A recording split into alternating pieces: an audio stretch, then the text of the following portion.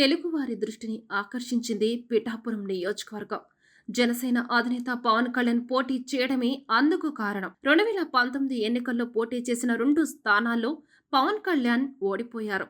అప్పటి నుంచి అవమాన భారాన్ని మోస్తున్నారు. వైసీపీ నేతల చిత్కారాలను భరించారు. అందుకే ఈసారి గట్టిగా కొట్టాలని నిర్ణయం తీసుకున్నారు.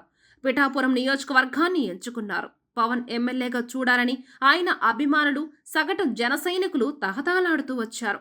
ఒక రాజకీయ పార్టీ అధినేతగా కూటమి తరపున పవన్ రాష్ట్ర వ్యాప్తంగా ప్రచారం చేస్తే ఆయన తరపున ప్రచారానికి హార్డ్ కోర్ ఫ్యాన్స్ ముందుకొచ్చారు. విజయవంతంగా పూర్తి చేశారు. ముందుగా గుర్తుంచుకోవాల్సిన మాజీ ఎమ్మెల్యే వర్మ త్యాగం. పవన్ కోసం తాను గెలిచిన సీటు వదులుకున్నారు వర్మ. అదే పవన్ కోసం తమ విలువైన సమయాన్ని వదులుకొని ప్రచారం చేశారు బుల్లితెర నటులు. స్వచ్ఛందంగా ముందుకు వచ్చి ఎన్నికల ప్రచారంలో పాల్గొన్నారు. జబర్దస్త్ టీం నుంచి గెటప్ సీను, హైపరాది, సుడిగాలి సుధీర్, రాజు, బుల్లితెర నటులు శ్రావణ్, సహస్రానాయుడు, పూజామూర్తి వంటి అనేక మంది తమ బిజీ షెడ్యూల్ను మార్చుకొని మరి పిఠాపురంలో ప్రచారం చేశారు. 30 ఇయర్స్ ఇండస్ట్రీ పృథ్వీరాజ్, నిర్మాత నాగవంశీ, మెగా హీరోలు సాయి ధర్మ తేజ్, వరుణ్ తేజ్, వైష్ణవ్ తేజ్, జానీ మాస్టర్, క్రికెటర్ అంబటి రాయుడు వంటి వారు ఎండను సైతం లెక్క చేయకుండా పిఠాపురంలో ప్రచారం చేశారు.